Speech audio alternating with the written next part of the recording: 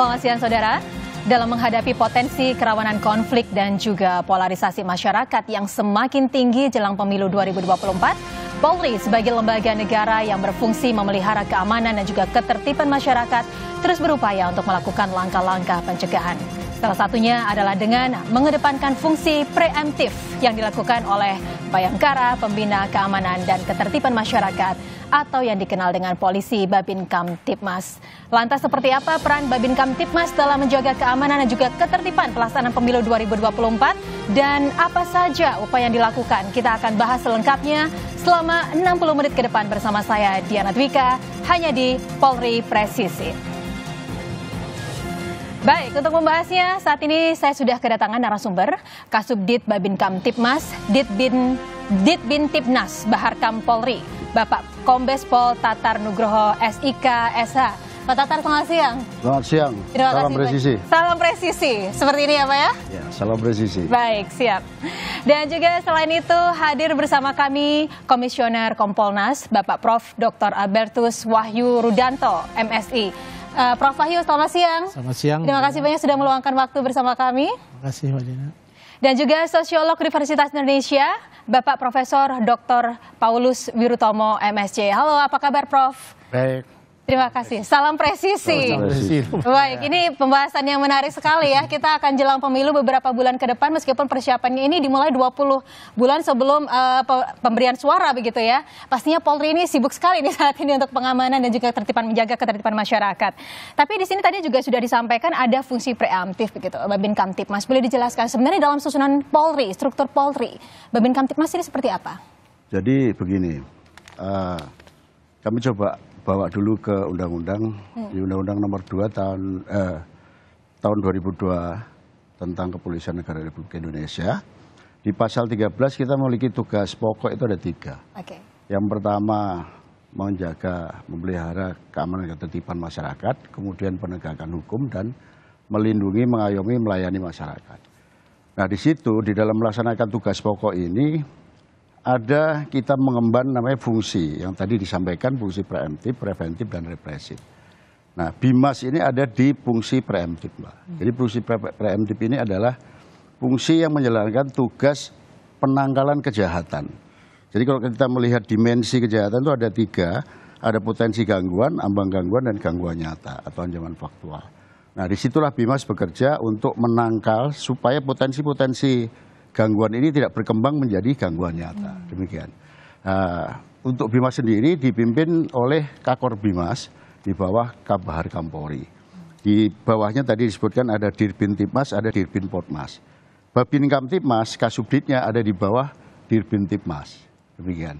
Jadi artinya bahwa ini adalah posisi atau struktur Polri yang paling berdekatan dengan masyarakat gitu ya, garda terdepannya dan juga sekaligus sebagai jembatan antara masyarakat dan juga Polri seperti itu. Siap. Iya, baik. Kalau Prof. Wahyu sebenarnya melihat sejauh ini peran dari BIMAS seperti apa sih?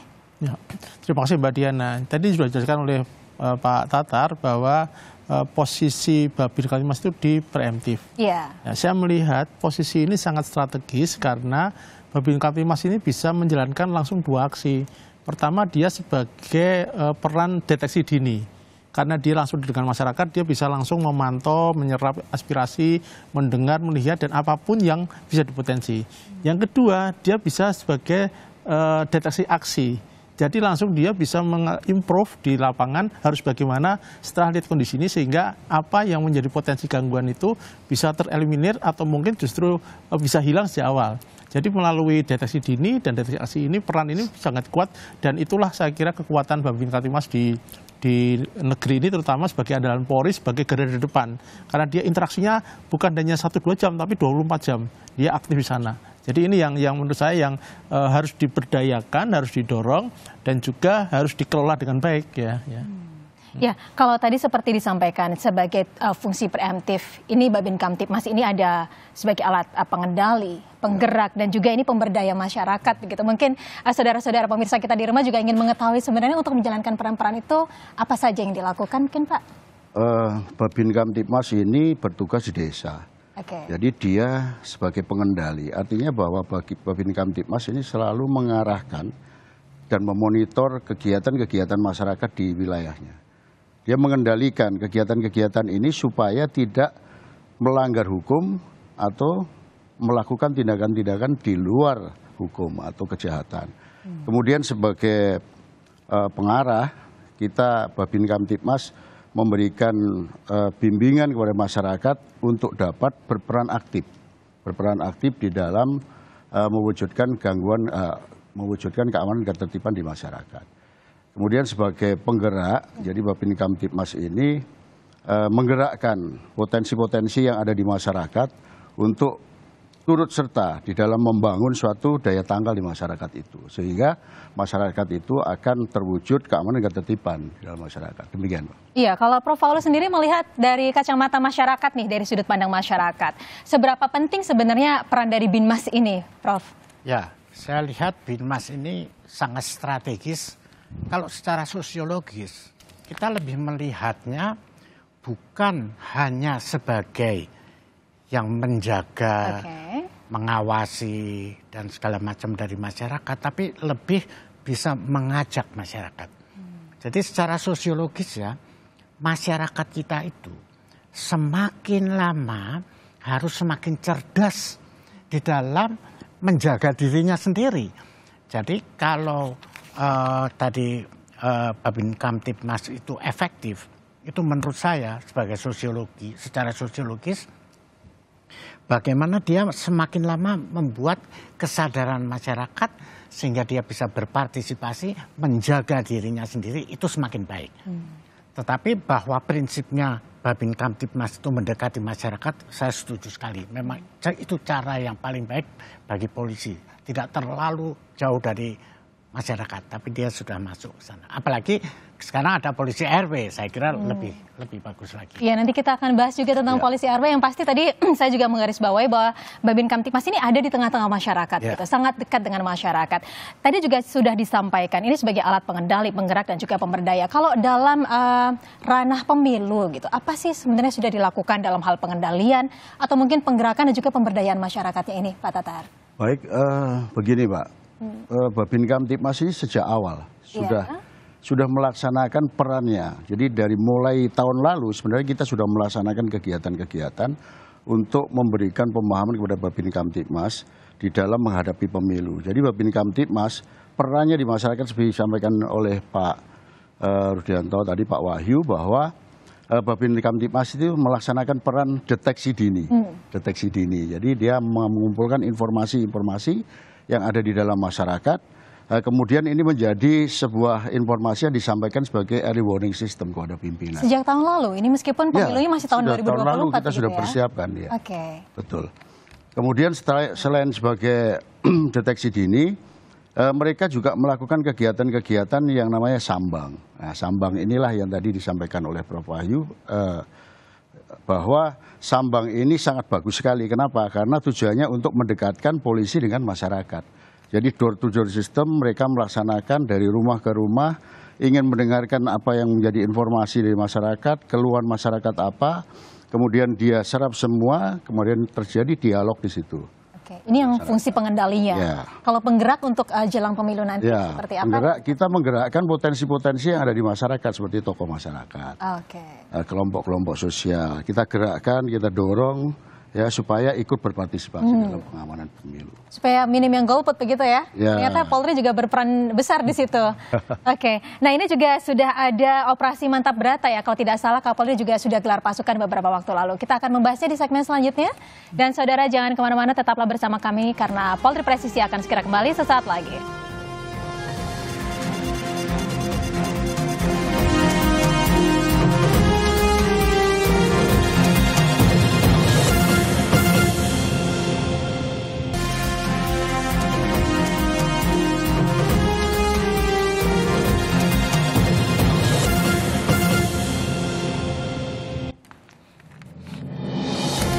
Ya, terima kasih saudara masih bersama kami di Polri Presisi, masih bersama narasumber kami ada Kombes Tatar, Prof. Wahyu dan juga Prof. Paulus, dan kita masih membahas tadi peran Babin Kamtibmas begitu ya di masyarakat.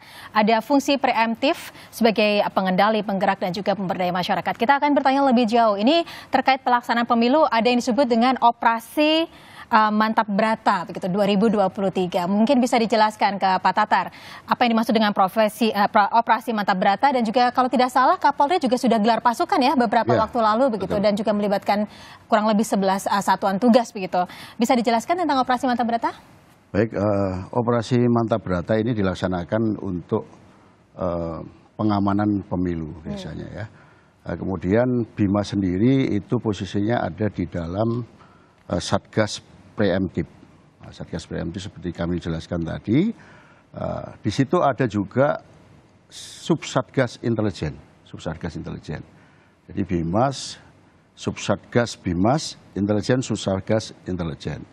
Sedangkan kegiatan-kegiatan yang dilakukan oleh BIMAS yaitu bagaimana kita memberikan pembinaan kepada masyarakat supaya masyarakat ini sadar hukum, kemudian taat hukum, dan berpartisipasi di dalam pelaksanaan pemilu 2024 nanti. Beberapa tugas dilakukan, yang utama adalah memberikan edukasi dan sosialisasi, Pak. Jadi edukasi ini memberikan pemahaman kepada masyarakat tentang bagaimana menjadi peserta pemilu yang baik, tidak melanggar hukum. Kemudian sosialisasi ini memberikan penjelasan kepada masyarakat tentang kegiatan-kegiatan apa dalam pemilu, termasuk tahapan-tahapan pemilu itu apa saja. Kemudian masyarakat harus bagaimana, supaya masyarakat ini, seperti tadi saya sampaikan, kita memberikan dorongan kepada masyarakat untuk mensukseskan pemilu. Sukses pemilu tidak hanya aman, tetapi juga pemilihnya meningkat, tidak ada golput gitu. Sementara itu mungkin memiliki peran yang sangat besar sekali. Tapi tadi juga disebutkan di sini ada upaya mitigasi begitu. Ini kalau pelaksanaannya untuk jelang pemilu seperti apa kira-kira Pak Tatar? Seperti yang saya sampaikan bahwa mitigasi ini adalah bagaimana kita meminimalisir risiko kan. Ya, jadi dalam setiap tahapan itu memang ada potensi-potensi gangguan. Potensi-potensi gangguan inilah yang kita minimalisir. Nah di sini peran Babin Kamtibmas. Tadi saya sampaikan, dari tahun lalu kita sudah laksanakan FGD. FGD ini kita lakukan untuk bagaimana kita menerima informasi dari masyarakat. Termasuk kita undang dari Kompolnas, kita undang dari Bawaslu, kita undang dari KPU untuk memberikan masukan-masukan kepada kita, sehingga hasil dari FGD itu kita sampaikan kepada jajaran untuk dipedomani dalam pelaksanaannya. Tapi biasanya kalau jelang pemilu, sebelum saya ke Prof gitu, biasanya ancaman-ancaman jelang pemilu itu seperti apa saja?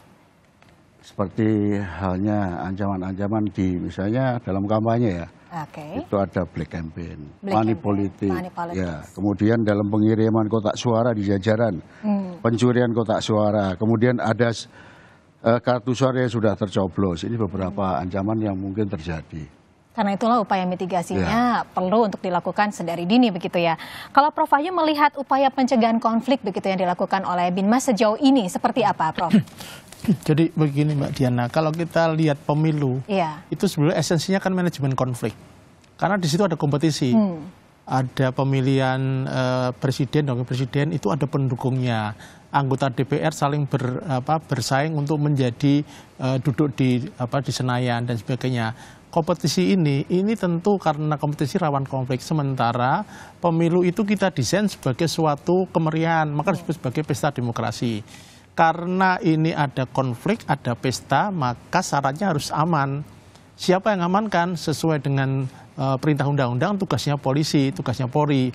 Nah, kami Kompolnas punya kewajiban untuk mengawasi polisi karena posisi kami sebagai pengawas fungsional. Sehingga kami lihat apa yang dilakukan sudah benar, apakah efektif, apakah perlu perbaikan. Itulah kemudian kami melakukan diskusi dan sebagainya. Nah, lalu kalau tadi ditanyakan apakah di mana posisinya BINMAS, Babin Kamtibmas ini menarik karena sebagai personel Polri yang ditempatkan langsung ke tempat paling ujung, kemudian dan sebagai polisi berseragam, dia merupakan representasi dari negara dalam hal ini soal keamanan. Nah, selain mengamankan, dia bisa punya potensi untuk sebagai intelijen terbuka. Karena dengan akses kepada publik yang langsung berdekatan, dia bisa tahu apa yang terjadi, dia bisa mengamati dan bisa ikut merasakan. Nah, sehingga Tadi saya sebutkan ini kan manajemen konflik. Konflik itu pasti ada potensi gangguannya. Itulah kemudian peran polisi ini untuk masuk ke sana. Kalau kita lihat Undang-Undang Pemilu nomor 7 2012, itu penyelenggara pemilu hanya 3, KPU, Bawaslu, dan DKPP. Tetapi kalau pemilu ini bermasalah, apakah itu nanti ada kerusuhan atau ada kericuan atau yang disalahkan paling tidak polisi. Karena polisi punya tugas mengamankan. Itulah kemudian ada operasi mata berata ini kita benar-benar mensupport agar ini juga nanti di backup oleh masyarakat. Karena peran polisi ini sesuai undang-undang tidak punya hak untuk memilih. Dia nggak punya hak nyoblos. Tetapi kalau nanti ada masalah dalam pemilu yang disalahkan polisi, itulah kemudian kolaborasi ini harus berjalan. Babin Kamtibmas pada posisi yang terdepan ini yang bisa diandalkan karena tadi posisi sebagai intelijen terbuka. Nah, dengan adanya masukan-masukan yang mendalam dari para teman-teman Babin Kamtibmas, tentu nanti akan diolah melalui tim operasi mata berata ini sehingga nanti tindak lanjut follow up-nya bisa lebih efektif. Nanti tentu outputnya adalah pemilu ini berjalan lancar, outcome-nya orang merasa aman dan merasa bergembira dalam pelaksanaan pesta demokrasi.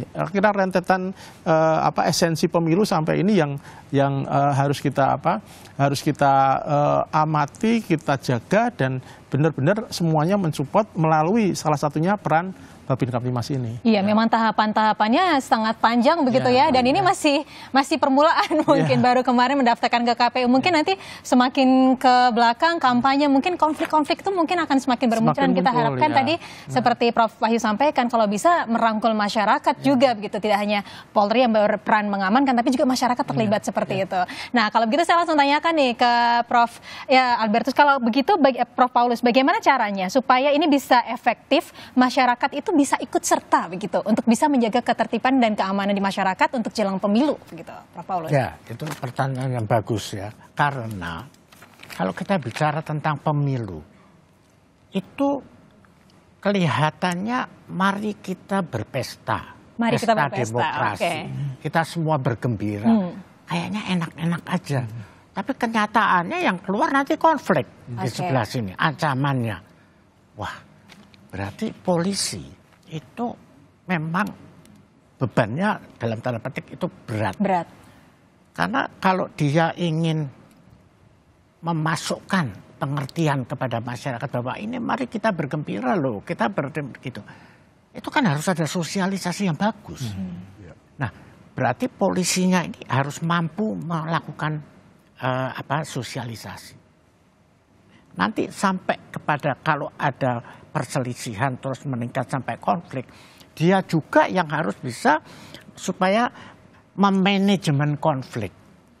Nah, berarti polisi mulai harus betul-betul bersiap, sekarang masih ada waktu sedikit untuk mulai menjalin itu bersama dengan tokoh-tokoh dari masyarakatnya. Nggak mungkin polisi sendirian melakukan dari sosialisasi sampai manajemen konflik. Apalagi kalau kata manajemen itu kan sebetulnya yang bekerja bukan manajernya, tapi si manajer harus bisa menggerakkan masyarakatnya untuk bekerja buat memanajemen konflik itu. Dan oleh karena itu, menurut saya nih ya, Babin Kamtibmas ini betul-betul sekarang itu dipersiapkan sudah mulai turun ke masyarakat itu kepada para siapa aja. Kalau sekarang zaman sekarang anak milenial influencernya harus bisa masuk. Ketua RT RW, itu pengaruhnya besar loh ketua RT RW itu kalau itu bisa dirangkul semua. Jadi dia itu bisa betul-betul efektif karena nanti begitu ada apa-apa disuruh mensosialisasi ya langsung menggerakkan para tokohnya itu. Sekarang misalnya yang namanya jurnalisme masyarakat, citizen journalism itu kan sekarang berkembang. Nah itu kalau polisinya harus bisa menggerakkan orang-orang yang untuk menjadi jurnalis yang baik. Tapi caranya bagaimana? Jangan malah dia ikut-ikutan menyebarkan hoax dan sebagainya. Jadi begitu kompleks ya. Jadi menurut saya memang harus dipersiapkan betul si polisi ini sebagai manajer dari di masyarakat itu mulai dari sosialisasi sampai kepada konflik gitu. Baik, artinya juga melibatkan masyarakat secara langsung gitu ya, harus, Pak ya, itu. untuk itu harus ya, karena tidak bisa bekerja sendiri begitu tadi Prof sampaikan. Kalau tadi Prof Paulus juga menyampaikan ini perlu untuk menggandeng masyarakat. Ini salah satu strategi yang saya melihat di sini itu ada yang namanya sambang warga begitu dan juga patroli dialogis. Ini seperti apa sebenarnya yang dilakukan oleh Babin Kamtibmas? Baik, terima kasih. Sebenarnya bukan patroli dialogis istilahnya, itu istilah dari patrolinya serem ya kelihatan. Oke. Jadi sebenarnya itu kegiatan sambang yang dilakukan oleh Babin Kamtibmas. Sambang itu mengunjungi, ya, kita kunjungan. Jadi pakai sistem door to door system, jadi dari pintu ke pintu. Jadi Babin kita jumlahnya ada 39.000. Setiap hari satu Babin harus melakukan sambang 5 kali. Maaf, 39.000 itu untuk di wilayah mana? Di seluruh Indonesia. Seluruh Indonesia. Ya, seluruh Indonesia. Jadi dia harus melakukan sambang sebanyak 5 kali. Itu target yang kita sampaikan kepada Babin Kamtibmas. Nah, bagaimana dia melakukan sambang? Yang pertama dulu, waktu pertama kita gerakan Babin, itu dia hanya cukup datang ke masyarakat, ya kan? Datang, dengarkan. Oke, tapi sekarang tidak hanya datang dan dengarkan. Datang, dengarkan, kemudian ada interaksi ya, dialog dengan masyarakat. Kita melihat keluhan-keluhan yang disampaikan oleh masyarakat. Nah, Babin punya kewajiban menyelesaikan permasalahan yang ada di masyarakat. Salah satu contoh nih misalnya, masyarakat menginformasikan, Pak Babin di sebelah sana jalannya rusak gitu ya. Sering orang jatuh. Nah, apa yang dilakukan oleh Babin? Menindaklanjuti itu. Babin selalu berkoordinasi dengan namanya 3 pilar. 3 pilar itu ada kepala desa atau lurah, Babinsa dan Babin Kamtibmas. Nah, di dalam melaksanakan tugasnya dia di desa, dia bisa membangun forum kemitraan polisi masyarakat. Nah, itulah yang menjadi wadah untuk menyelesaikan segala permasalahan yang ada di masyarakat. Tadi saya sepakat dengan yang dikatakan Profesor tadi bahwa polisi ini harus dekat dengan masyarakat. Itulah salah satu tujuan patroli tadi, mendekatkan polisi dengan masyarakat sehingga masyarakat keluarnya apa, keinginannya apa, polisi bisa tahu gitu loh. Dan kita bisa melakukan apa yang dikehendaki oleh polisi. Sehingga dari situ terbangunlah trust, kepercayaan. Ketika masyarakat sudah percaya dengan polisi, maka kita akan mudah untuk membangun kemitraan dengan masyarakat, bekerja sama dengan masyarakat. Demikian. Iya, ini menarik sekali ya, karena memang goals akhirnya adalah membangun kerjasama gitu dengan masyarakat. Nah, yang pasti ini 39.000 pasukan begitu, ini sudah mendapatkan pelatihan-pelatihan ya? Sudah. Nah, kita akan ingin mengetahui lebih jauh nih kira-kira pelatihannya apa saja dan juga sinergitasnya dengan siapa saja di segmen selanjutnya. Saudara jangan kemana-mana karena Polri Presisi akan kembali sesaat lagi, tetaplah bersama kami.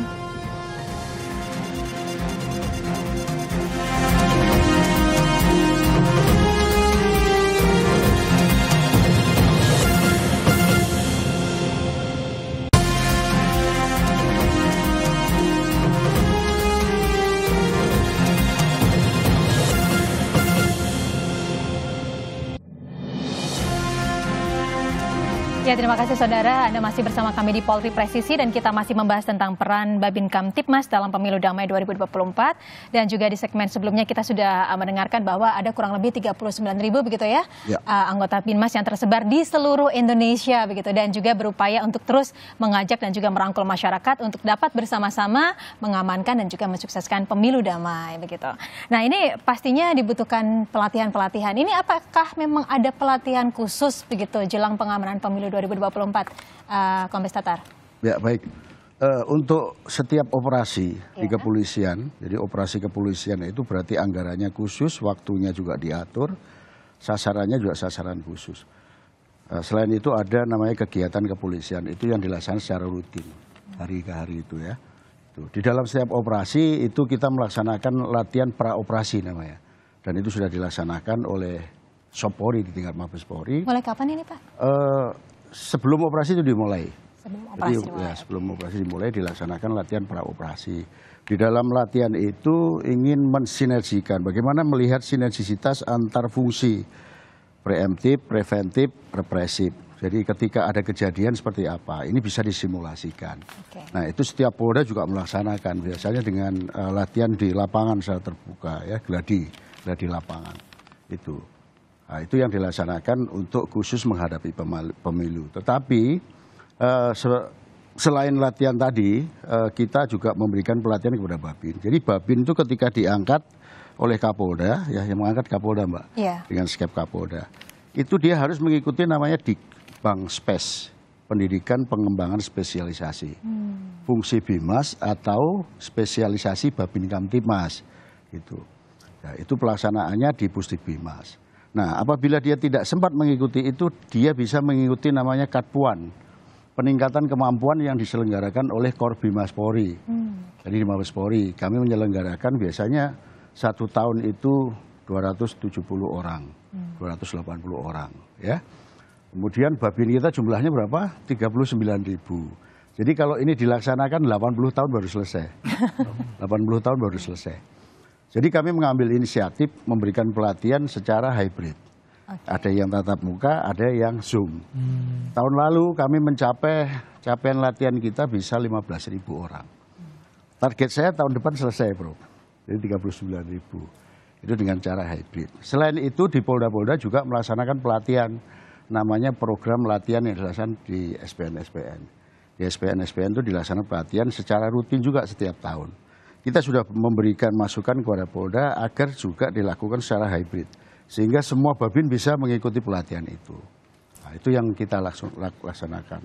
Selain itu juga kita menggandeng beberapa kementerian, kemudian seperti BNN, BNPT, memberikan pelatihan khusus tentang narkotika, tentang terorisme, radikalisme, itu yang kita sudah laksanakan juga.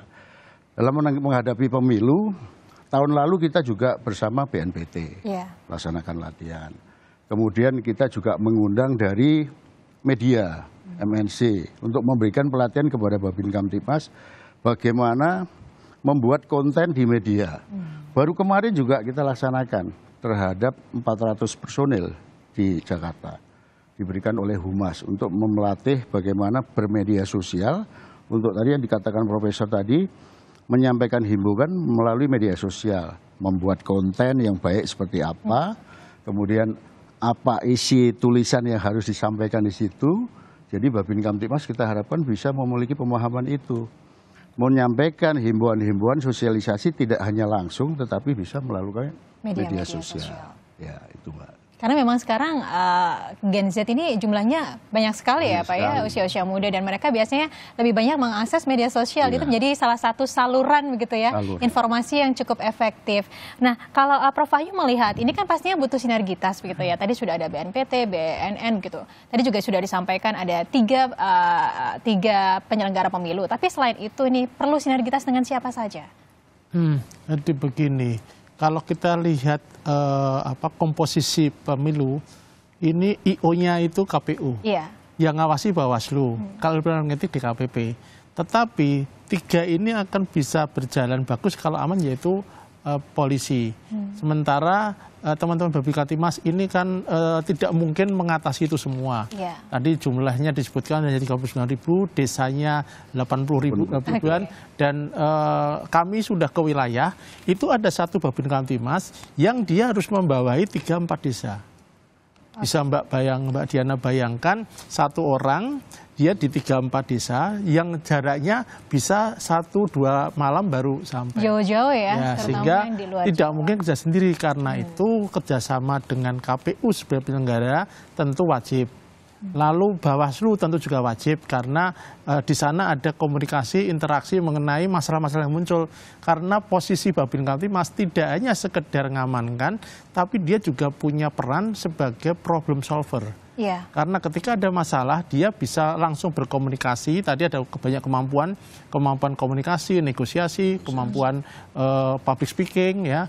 Dan itu menjadi penting ketika nanti ada masalah, sejak awal sudah penyelesaian di awal. Jadi problem solving itu di depan sehingga tidak akan muncul. Nah, lalu tentu kerjasama dengan aparat pemerintah daerah. Karena yang punya warga ini aparat pemerintah daerah. Ini harus jalan semua. Sehingga memang boleh dikatakan teman-teman Babin Kamtibmas ini manusia super. Dia harus dan mohon maaf kalau saya lihat tunjangannya itu sangat minim sekali, dan menurut saya harus didongkrak ini karena manusia super. Keberhasilan, mohon maaf ya, keberhasilan misalkan kita ingat ke belakang ya, waktu rame-ramenya pandemi COVID, itu teman-teman Babin Kamtibmas sangat berperan untuk keberhasilan bagaimana meredam sama dengan pemilu nanti. Teman-teman akan sangat berperan bagaimana menekan potensi konflik. Nah, jadi tadi selain kerjasama dengan penyelenggara pemilu, tentu dengan Pemda, dan tentu dengan tokoh masyarakat, serta tokoh agama, tokoh masyarakat, dan tokoh-tokoh adat yang itu sangat dikuasai oleh teman Babin Kamtibmas karena interaksi hariannya itu. Jadi saya berpandangan posisi Babin Kamtibmas ini sangat strategis, hanya masalahnya terus terang saja problem SDM. Beberapa, ini mungkin Pak Tatar punya datanya, usianya, kami pernah penelitian, Komponas penelitian tahun lalu tentang peran Babin Kamtibmas. Rupanya mayoritas teman-teman Babin Kamtibmas usia tua. Usia tua itu mungkin pengalaman tapi kan kondisi fisik terbatas, kemudian juga mungkin pengetahuan. Sementara sekarang generasi generasi Z ya, Gen Z, pemilu nanti dari sekitar 205 juta pemilih, itu 52% adalah pemilih di bawah 40 tahun. Di mana dengan data yang ada, rata-rata adalah selain milenial adalah Gen Z, yang cara berpikirnya berbeda dengan cara berpikir generasi yang di atas 40 tahun. Nah, nanti mungkin Prof. Polres bisa lebih detail kalau soal karakter apa kalau masyarakat ini. Sehingga teman Babin Kamtibmas ini, dia kan harus adaptif terhadap dinamika yang muncul di lapangan, dan juga adaptif terhadap cara berpikir yang berbeda-beda di lapangan. Tentu kemudian jadi harus kolaborasi juga dengan para teman-teman di lembaga pendidikan, dengan sekolah, madrasah, dan sebagainya. Jadi memang sebagai manusia super ini harus kita rawat betul, sehingga sinergi yang dia bangun itu juga nanti efektif ketika di level pusat mengambil keputusan-keputusan yang strategis. Itu menurut pandangan saya ya. Saya kembali ke Pak Tatar. Ini benar ya Pak, bisa ada satu petugas di sejumlah wilayah begitu ya Pak ya? Betul. Mana kalau misalkan kita di luar Jawa, biasanya wilayahnya jauh-jauh sekali. Iya. Nah, tapi pastinya ini butuh keterampilan khusus nih ya Pak. Ini kira-kira apa saja keterampilan yang dibutuhkan oleh Binmas ini Pak? Seperti yang disampaikan tadi Prof. Wahyu, bahwa Babin ini dibekali dengan keterampilan komunikasi, komunikasi efektif. Kemudian bagaimana keterampilan melakukan negosiasi. Jadi ketika ada permasalahan, dia harus mampu melakukan negosiasi. Dia tidak bisa langsung ada masalah dia mundur, dia panggilin, nggak bisa, karena dia yang ada di depan. Itu. Kemudian kemampuan lain yang dibekalkan adalah komunikasi, negosiasi, kemampuan untuk keterampilan memberikan pertolongan pada korban ya ketika bencana, terus kemudian kemampuan untuk membangun kerjasama ya. Jadi ini penting sekali. Kenapa? Karena inti daripada dia berada di masyarakat itu untuk bagaimana membangun kemitraan dengan masyarakat kan. Jadi dia harus pandai bagaimana cara membangun. Kemudian ada juga keterampilan pengembangan masyarakat, community engagement. Jadi dia melihat potensi-potensi yang ada di masyarakat. Bagaimana saya menggunakan potensi-potensi ini mendukung tugas-tugas kepolisian itu.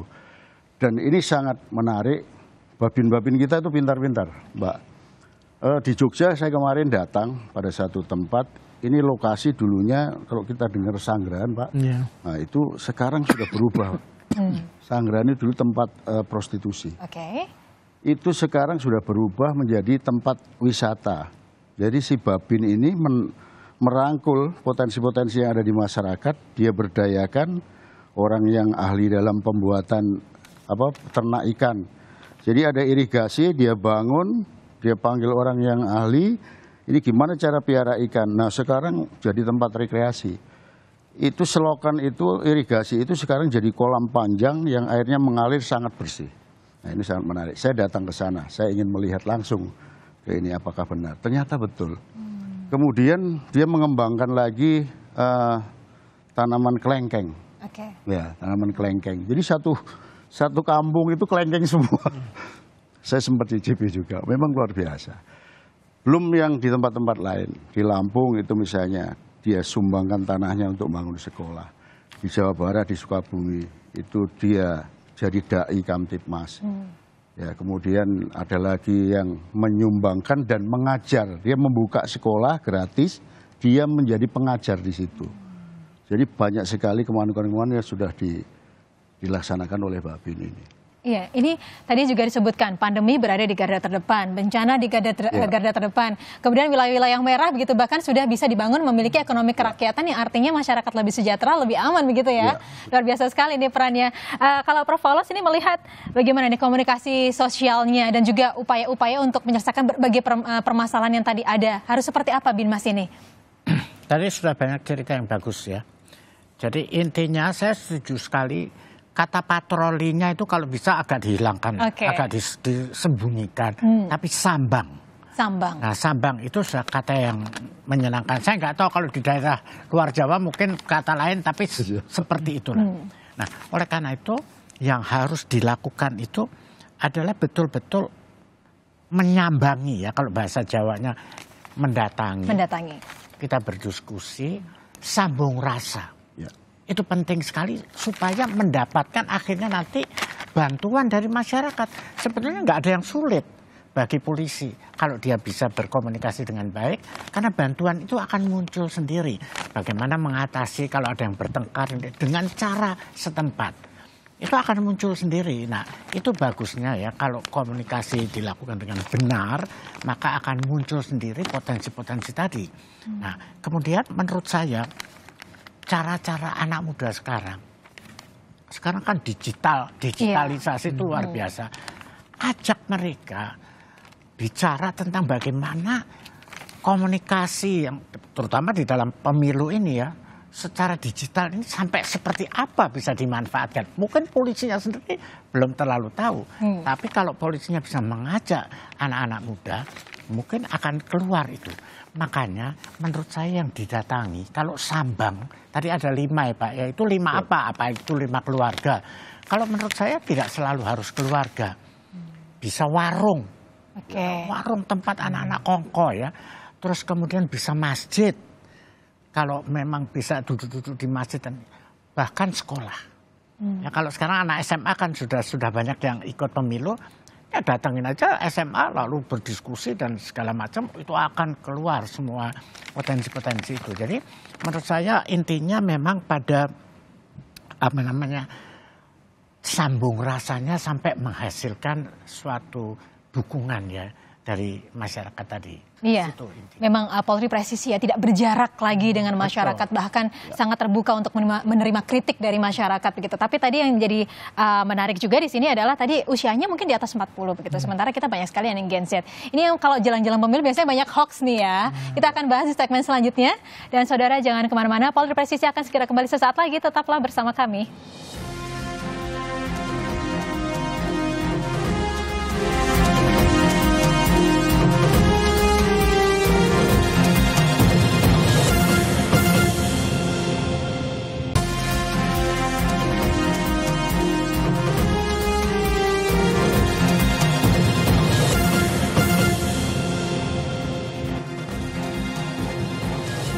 Ya, terima kasih Anda masih bersama kami di Polri Presisi dan kita masih membahas upaya pengamanan jelang pemilu yang dilakukan oleh Polri. Kita kembali ke narasumber kita di studio. Saya ke Kombes Tatar. Ini biasa jelang pemilu hoax banyak ini Pak ya. Nah, kalau di sini Binmas apakah juga berperan Pak untuk penanganan hoax begitu? Ya, jadi di sini memang Binmas ini juga termasuk Superman juga Pak. Jadi semua tugas larinya juga ke Binmas. Karena kita bagian sosialisasi, bagian edukasi kepada masyarakat. Ini juga merupakan ranah tugas kita. Makanya dari Pak Kakor kami itu memerintahkan untuk membentuk namanya virtual police. Virtual police. Iya, virtual police. Jadi bagaimana polisi ini melalui media itu memberikan atau melaksanakan tugas-tugas kebimasannya gitu. Jadi dalam memberikan pembinaan kepada masyarakat itu melalui media.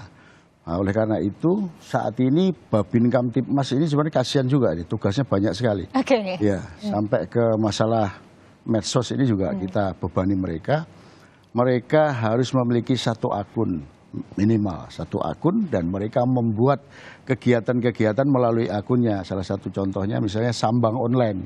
Sambang Online ini merupakan salah satu kegiatan juga yang diterapkan dalam program Quick Win yang ditekankan oleh Bapak Kapolri yang sudah dimulai sejak akhir tahun lalu. Jadi Quick Win salah satu ada namanya program keempat itu calling system. Cooling system itu salah satu kegiatannya adalah peningkatan giat sambang, kemudian ada juga itu tadi sambang online. Jadi Babin Kamtibmas melaksanakan sambang online. Mereka membentuk grup di masyarakat, grup WA misalnya ya. Terus kemudian setiap hari dia harus sambang ke grup itu gitu loh. Sambang memberikan sosialisasi, memberikan pengarahan-pengarahan bagaimana supaya tidak menjadi pelaku untuk hoax tadi, juga tidak menjadi korban daripada tindak pidana di bidang IT tadi. Iya, kalau Prof. Wahyu melihat ini supaya efektif bagaimana ya? Karena mungkin tidak semua wilayah di Indonesia ini sudah teraliri listrik, tidak semuanya juga punya internet. Nah, supaya efektif ini seperti apa? Terima kasih Mbak Diana. Jadi tadi sejak awal saya sampaikan, pemilu itu manajemen konflik. Di sana ada yang berkompetisi. Kemudian ada media untuk memperkenalkan dan mempengaruhi pihaknya yang namanya kampanye. Maka muncul yang namanya black campaign, kampanye hitam, dan negatif campaign, kampanye negatif. Ini kalau kampanye hitam, itu ada undang-undang yang menegurnya, yaitu undang-undang ITE kalau dengan ini. Tapi kalau kampanye negatif nggak bisa disalahkan. Misalkan ini caleg si A ini pernah punya masalah keluarga begini, itu faktanya ada dan itu dipublish. Sekarang yang paling efektif untuk publikasi mengenai hal seperti itu adalah media sosial. Saya punya data ini terakhir Mbak di tahun 2022-2023 pertengahan ini, dari 277 penduduk Indonesia, itu data yang menurut WIA Sosial itu ada 204 juta yang menggunakan internet. Jadi hampir 70%. Walaupun ada yang masih terbelakang, saya sebutkan ya, tetapi kalau kita lihat data pengguna medsos, itu ada sekarang ini data yang ada tercatat 191 juta. Artinya media sosial ini adalah sekarang cara orang untuk mempercepat menyampaikan informasi. Tentu karena menyampaikan informasi dan ada kepentingan dalam pemilu, ada informasi yang benar, ada yang tidak benar. Dan ketika itu terakumulasi, yang tidak benar itu nanti akan menyebabkan kerawanan, karena di sanalah ada suka tidak suka, kemudian ada fanatisme, sampai kalau yang paling berbahaya intolerisme. Dan inilah yang harus terdeteksi oleh teman-teman Babin Kamtibmas yang sekarang harus berhadapan dengan generasi Z dan generasi milenial, di mana posisinya dalam pemilu nanti ada 52%, separuh lebih ini. Nah, saya kira ini maka yang efektif apa? Ya harus selain pendekatan konvensional, pendekatan tadi melalui medsos, kemudian memantau, lalu kemudian ikut masuk ke dalam. Jadi ikut masuk ke dalam perbincangan tadi. Sekarang berkembang yang paling sederhana grup WA. Nah, saya mengamati dan hasil penelitian kami Komponas melihat para teman Babin ini sudah punya grup WA di internal masing-masing wilayahnya. Nah, dan kalau kita lihat data pengguna, terutama pengguna ini gadget, pengguna handphone ya, itu di kota rata-rata punya lebih dari satu. Nah, sehingga kalau teman-teman Babin Kamtibmas ini tidak terlibat ke sana, akan nanti jadi bumerang. Hanya masalahnya ini kan butuh supporting banyak hal. Pertama tentu saran personal harus bagus. Handphone itu kalau tidak dibeli yang mahal, kan kasihan teman-teman Babin Kamtibmas. Jadi harus ada ini Pak Tatar ini bagaimana caranya. Kemudian untuk bisa komunikasi dengan menggunakan medsos, itu kan butuh pulsa, ada biaya lagi. Jadi saya kira dari internal Polri maupun dari publik harus juga mensupport kebutuhan-kebutuhan yang ada di teman-teman Babin Kamtibmas. Pada beberapa daerah itu ada kepala desa yang menyediakan ruang wifi gratis. Nah, sehingga bisa, tapi kan nggak mungkin kan di situ terus, dia kan harus mobile. Nah, saya kira ini tantangan-tantangan, tetapi menuju ke arah sana harus mulai terpikir, karena eranya sekarang era digital sudah keniscayaan, nggak bisa lagi kita hindari. Dan dari data tadi menunjukkan mau tidak mau memang harus masuk ke wilayah itu. Jadi sambang tadi bukan hanya sambang secara fisik, tapi juga secara virtual maka begitu ya. itu ada, kalau dulu waktu Mas Tatar masih pangkat-pangkat perwira pertama kan ada namanya apel ini pakai HT. Di mana sekarang mungkin apel dengan menggunakan medsos ini akan dilaksanakan. Saya kira inovasi itu harus terus dilaksanakan karena tuntutan zaman di era teknologi ini sudah keniscayaan, nggak bisa kita hindari lagi. Sudah tidak bisa dihindari lagi. Nah ini supaya pas gimana nih Prof Paulus pendekatan ini kepada masyarakat begitu? Ya, saya tinggal menggarisbawahi ya. Itu yang paling tepat ya. Membentuk grup. Jadi untuk memanage ya pasti harus ada grup ya yang bisa di-manage nantinya. Nah, salah satu grup yang strategis pada zaman digital pasti grup WA. Ya. Jadi kalau misalnya sang polisi tadi dia membentuk grup WA para tokoh. Katakanlah ada tokoh pemudanya, ada tokoh yang lebih tua-tua, kaum pemimpin agama dan sebagainya, bisa agak bedakan. Nah, tapi semuanya bisa dimonitor, maka diskusi di dalam WA itu akan lebih mudah buat kita. Misalnya ada hoax masuk. Hoax itu kan baru akan kita tahu itu benar apa enggak dan segala macam kalau didiskusikan kan. Kalau sendiri-sendiri kan kita meyakini itu benar begitu. Grup WA itu sebetulnya berpotensi bagus. Memang kadang-kadang bisa jelek juga, tapi lebih banyak manfaatnya bisa didiskusikan. Nah, nanti sang polisinya tadi bisa ikut memberikan satu arahan dan sebagainya dari sudut keamanan yang dan sebagainya. Jadi menurut saya memang di-manage dengan grup. Dan pada masa ini dengan digital itu memang cara yang terbaik. Tetapi jangan lupa bahwa orang-orang tua pun ya itu juga saya kira bagus juga dibuatkan satu grup sendiri supaya mereka juga bisa berinteraksi. Kalau tidak ada grup, bukan tempatnya belum ada internet.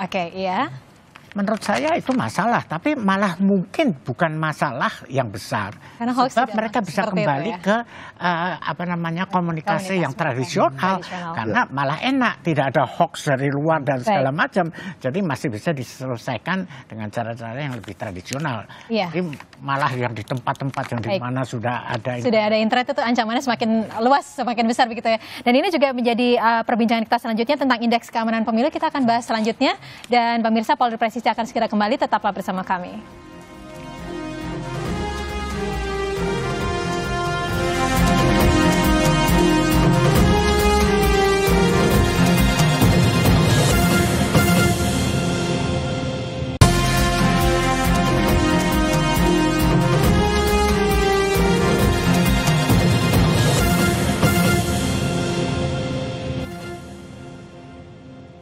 Baik, Anda masih bersama kami di Polri Presisi dan kita masih melanjutkan perbincangan ini tentang pengamanan jelang pemilu yang dilakukan oleh Polri. Saya ke Kombes Tatar. Ini tadi saya juga mendengar salah satu upaya liaison officer ini ada yang disebut polisi RW begitu ya. Ini polisi RW ini sebenarnya apa nih Pak? Ya, jadi begini. Sebenarnya sejak tahun 2005 itu setelah ditetapkan oleh Bapak Kapolri, waktu Pak Tanto kalau tidak salah, itu tentang strategi Polmas. Jadi Polmas adalah sebuah strategi atau paradigma pemolisian modern yang menempatkan masyarakat itu sebagai subjek di dalam mewujudkan keamanan dan ketertiban di dalam suatu masyarakat. Jadi yang dulunya masyarakat sebagai objek itu berubah. Intinya bagaimana kita membangun kemitraan dengan masyarakat. Jadi kita duduk sejajar dengan masyarakat, kita bekerja sama dengan masyarakat untuk mewujudkan keamanan dan ketertiban di lingkungan. Untuk polisi RW dan Babin Kamtibmas ini sebenarnya tidak jauh beda. Sebenarnya sama saja. Hanya bedanya Babin Kamtibmas itu ada skep Kapolda, kalau polisi RW cukup surat perintah. Karena kenapa skep? Karena Babin Kamtibmas ada tunjangannya, Mbak. Ada tunjangannya. Meskipun hanya 100.000 satu bulan. Tunjangan khusus untuk Babin Kamtibmas. Jadi sangat minim sekali. Nah, tadi saya jelaskan bahwa jumlah Babin kita baru 39.000 seluruh Indonesia. Dari 83 desa, jadi baru 47%. Ini sangat kurang sekali. Sedangkan dari hasil survei, dari beberapa lembaga survei menyampaikan bahwa kepuasan masyarakat itu cukup tinggi terhadap kinerja Babin Kamtipmas sampai 71%. Bahkan 91% setuju dengan adanya Babin Kamtipmas. Oke. Nah itu. Nah, mendasari pemikiran itu pimpinan mengambil langkah. Yang pertama untuk mengisi kekosongan atau kekurangan dari Babin Kamtipmas tadi. Kemudian yang kedua, tujuan yang lebih penting adalah bagaimana tadi memangkas jarak antara masyarakat dengan Polri. Jadi mendekatkan Polri dengan masyarakat. Kalau kita lihat di dalam satu polsek misalnya jumlahnya 20 orang, itu belum tentu 2 orang berinteraksi dengan masyarakat dalam satu hari. Nah, dengan adanya polisi RW ini diharapkan hari-hari mereka bisa berkomunikasi dengan polisi, berinteraksi. Nah, itulah polisi RW. Sebenarnya kalau kita melihat di Perpol 01 2021, model Polmasnya ada 2, yaitu model wilayah dan kawasan. Model kawasan itu misalnya ada di kawasan permukiman, kawasan pertokoan, kawasan pasar. Gitu. Kalau model wilayah, itu wilayah RW dan desa atau kelurahan. Iya, baik.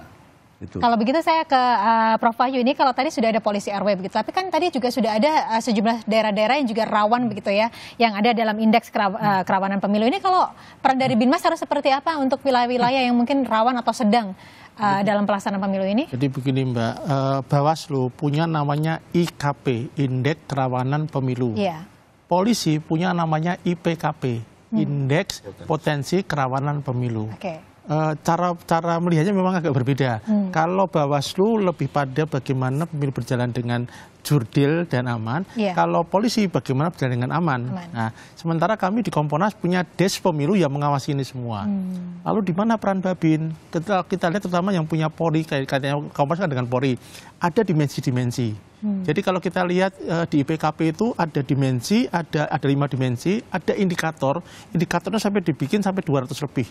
Itu dalam tahun tahapnya diambil berkali-kali. Kemarin diambil Agustus, nah akan diambil lagi setelah pengumuman Capres dan Cawapres. Nah, dari indikator itu kan kelihatan mana yang lemah. Jadi misalkan suatu daerah ini lemahnya karena daerah itu terjadi konflik yang menaun.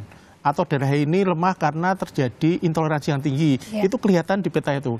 Maka teman-teman Babin Kamtipmas dengan data yang dipunyai oleh IPKP ditambah dengan kemampuan komunikasi dan intelijen terbuka plus ditambah dengan kemampuan melakukan deteksi dini, ini nanti akan menjadi poin ketika bagaimana memangkas potensi kerawanan.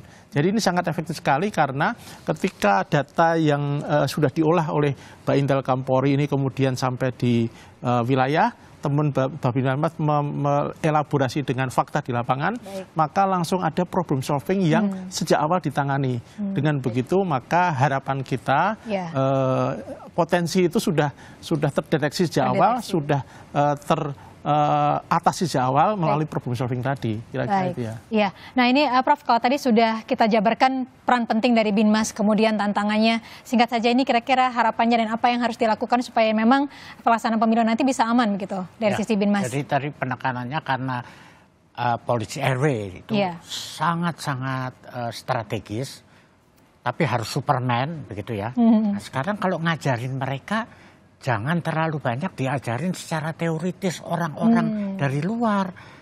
Kan sekarang sudah banyak yang disebar dan berhasil baik. Champion-championnya ada di mana-mana. Tadi sampai bikin kolam ikan dan segala macam. Orang-orang itu aja itu ditugasi untuk memberikan pelatihan ya kepada yang calon-calon berikutnya untuk ini, atau bahkan teman-teman yang lain, itu penularan. Nah, ini yang penting. Local champion dari Binmas itu sendiri yang bisa mengajarkan dan juga menularkan ilmunya begitu ya.